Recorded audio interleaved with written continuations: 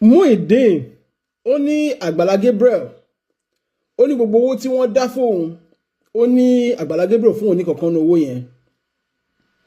ó ní £1 báyìí Agbala Gabriel fi lé òun lọ́wọ́ ní owó tí àwọn gbogbo ayé ń dá fóun. Ó tún fi ẹ̀sùn kankan Agbala Gabriel ó ní Agbala Gabriel pé òun lòun clean office àbí òun lòun fọ toilet office Agbala Gabriel. Gbogbo ẹ̀ ní máa sọ̀rọ̀ lórí. Muyideen tún sọ ó ní ó ní ọ́díò tó jáde láìpẹ́ yìí tó sọ pé òun béèrè £5 million ó ní kò ń ṣe òun pé ṣe ni wọ́n lọ mímí kò òun. Gbogbo ẹ̀ la máa ṣàlàyé nínú fídíò yìí. Lákọ̀ọ́kọ́ náà ẹ bá mi sọ fún Muyideen àyín tẹ́ bá mọ̀ torí mo mọ̀ pé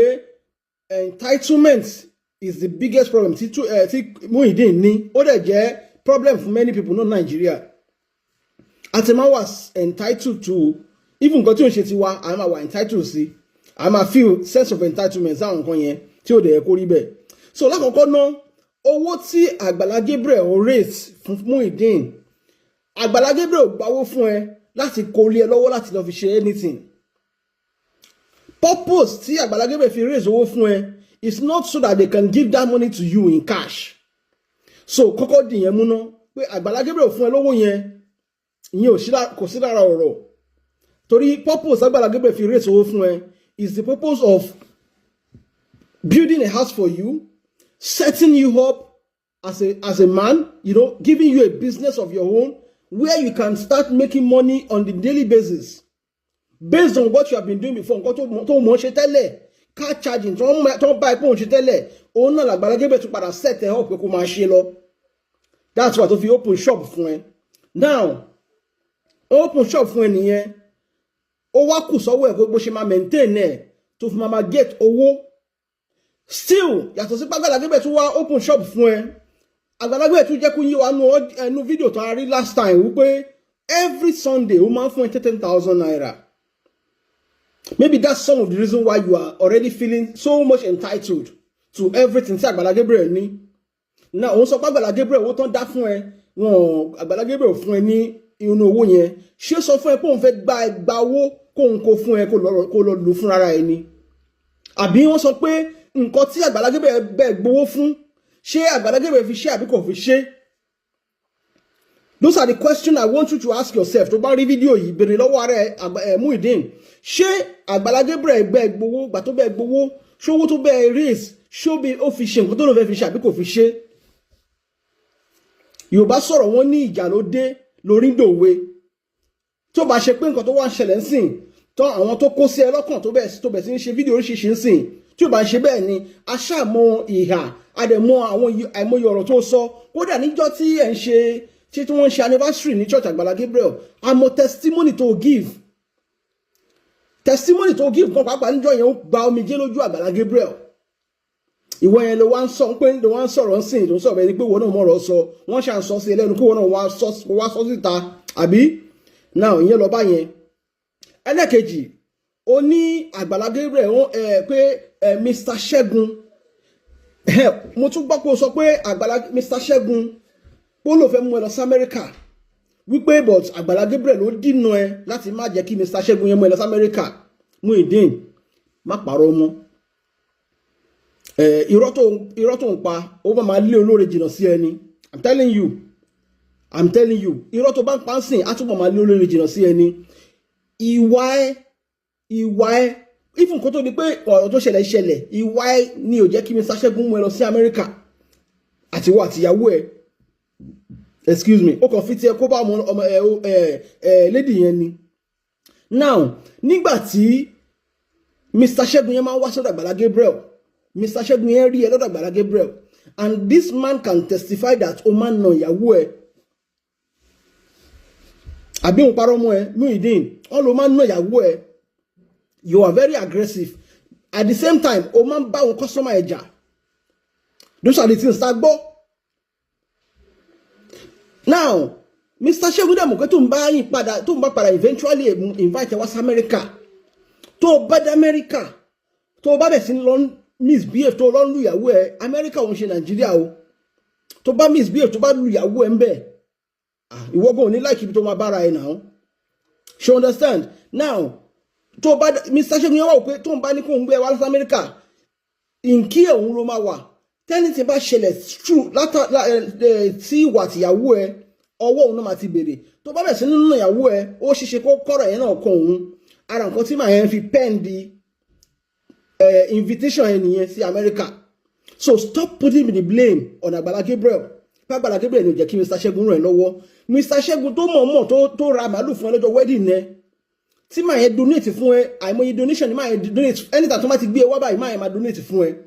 so Agbala Gabriel tó wá ń ṣe yẹn láti make sure pé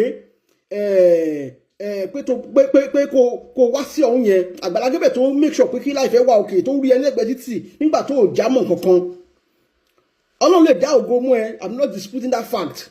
I'm not saying you are worthless but nígbà tí anybody ò mọ̀ ẹ́ nígbà tó yẹ pé kò sẹ́ni tó rí ẹ ẹni Agbala Gabriel tó rí ẹ ńgbà yẹn tó o pé ẹni yìí ó dẹ̀ ń gbìyànjú lọ́mọkùnrin o jẹ́ ká ràn lọ́wọ́ tó wá mú ẹ kúrò létí tì ẹni yẹn ló wá sọ sí pé wọ́n sọ pé Agbala Gabriel nítorí pé òun bá fọ toilet tàbí òun bá fọ ọ́fíìsì pé Agbala Gabriel máa wò pé ta ló máa bá fọ ọ́fíìsì àbí toilet òun tó wọ́n bá lọ sí Amẹ́ríkà tán sọ̀rọ̀ yẹn mú pọ̀lọ́ dání fún ẹ Muyideen ọ̀rọ̀ tó ń sọ yẹn ṣé wọ́n náà rò pé ó make sense pé torí pé Agbala Gabriel ń wò pé ta ló máa bá wọn fọ toilet àti pé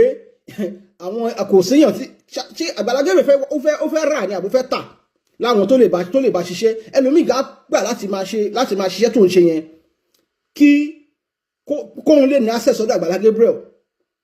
ẹlòmíì àgbà láti máa ṣe nǹkan tó sọ pé òun ṣe yẹn now let me correct an impression from you pé bóyá òun fọ toilet lọ́fíìsì Agbala Gabriel àwọn tó ń dáwó fún ẹ ọ̀pọ̀lọpọ̀ àwọn tó ń dáwó fún ẹ nílùú òyìnbó ọ̀pọ̀lọpọ̀ wọn tó ń dáwó owó tó fi kọ́lé fún ẹ yẹn ọ̀pọ̀lọpọ̀ wọn fọ toilet nílùú òyìnbó ni are you getting me ọ̀pọ̀lọpọ̀ àwọn tó ń contribute fún ẹ yẹn tó ń ṣe donation fún ẹ yẹn some of them washes toilet nílùú òyìnbó tó fi lè feed ara wọn tó fi lè sustain so washing toilet or cleaning offices or doing that is not a barrier it's not a bad work provided pé iṣẹ́ tó ń ṣe nìyẹn tó dẹ̀ fi ń sustain family ẹ̀ nobody cares so mo máa lọ máa ní impression pé Agbala Gabriel ń fi ẹ́ ṣerú ni àbí kinní kan no it's far from that so ìyẹn náà ó dúró báyẹn èmi ò dislike ẹ o Muyideen bó ti jẹ́ pé ìwọ ọmọ báyìí ló máa ń mọjọ́ kígbẹ́ àdúrà tàkùn máa gbà ní pé olóore wa kó má rí ìwà ẹ kó má wo ìwà títí ẹ olóore kó má rí ìwà ẹ kó má wo irú ìwà tó wọ́n ń wù yìí láti sọ pé òun ò ní rẹ̀ lómi lọ́wọ́ because anybody bá ń wo ìwà tó ń wù Muyideen wọn náà wọ́n ní ṣe any favour for anybody mọ́ bẹ́ẹ̀ ni tó bá ń wo ìwà tó ń wù yìí wọ́n á wò pé ìwà àfibùsọ lóore kò sí nǹkan tó ìyá ẹ gangan tún wá ba gbogbo ẹ̀jẹ̀ lójú ìyá ẹ tún wá ba gbogbo ẹ̀jẹ̀ lójú nígbà tọ́rọ̀ ṣẹlẹ̀ látìgbà tọ́rọ̀ ti ṣẹlẹ̀ àti ẹ̀rí kí ìyá ẹ kó tiẹ̀ jáde kó tiẹ̀ lọ bá Agbala Gabriel o pé pásítọ̀ mo máa ń gbọ́ nǹkan bára ìtúnṣe láàrin ẹ̀yin àti ọ̀rẹ́ yìí kí ló ṣẹlẹ̀ pásítọ̀ bí mo ṣe bẹ́ẹ̀ ṣe bẹ̀rẹ̀ kọ́ lílé yìí ẹ̀ẹ́dẹ̀ foríjì èèyàn yín ẹ foríjì ọ̀rẹ́ yín kẹ́ẹ̀dẹ̀ tún pọ̀ mọ́ yín náà pé Muyideen kí ni pásítọ̀ ṣe fún ẹ kó ṣàlàyé fún yín kẹ́ẹ̀dẹ̀ yanjú ẹ láàrin àwọn méjì láàrin pásítọ̀ àti Muyideen kàkà bẹ́ẹ̀ ìyá náà tún bẹ̀rẹ̀ sí ní sọ̀sọ̀kúsọ bẹ́ẹ̀ ni pé Agbala Gabriel ṣe Muyideen lóore kankan ìyẹn ló wá jẹ́ kí n mọ̀ wípé inú ilé ni Muyideen ti mú wà títí ẹ̀ ara ìyá ló ti mú wà tó ní lọ́wọ́ ìwà àbáramóore tó wà lọ́wọ́ ẹ̀ because tí ó bá ṣe pé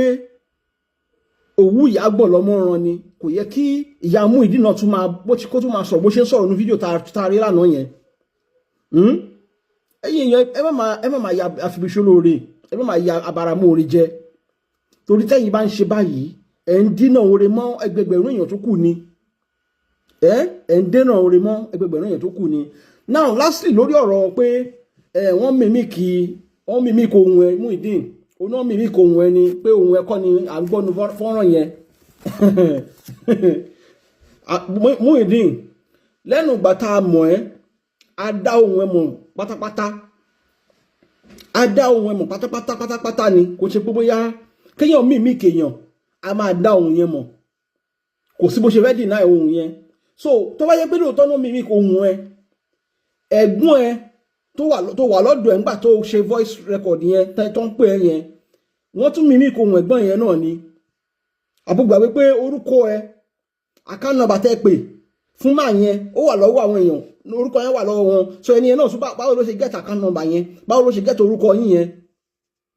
ok wọ́n tún mímí account number yẹn náà ni irọ́ tó ń pa ìṣẹ́ ó máa jẹ́ kí àwọn lóore pẹ́ kán túbọ̀ dislike ẹ̀ sí ni ó máa lóore jìnnà sí ẹni tí èèyàn bá ti wá jẹ́ àbáramú orí jẹ tó tún wá ń parọ́ mọ́ ó jẹ́ nǹkan tó burúkú jù ẹ jọ̀ọ́ bá mi pín fídíò ìkó dọ́dọ̀ Muyideen ẹ ṣé kó tó dìgbà mí tèmi àtúmọ̀ rí yín orúkọ tèmi ò tí yí padà Ilé Sanwó ni mò ń jẹ́ ẹ ṣé ó dàbọ̀.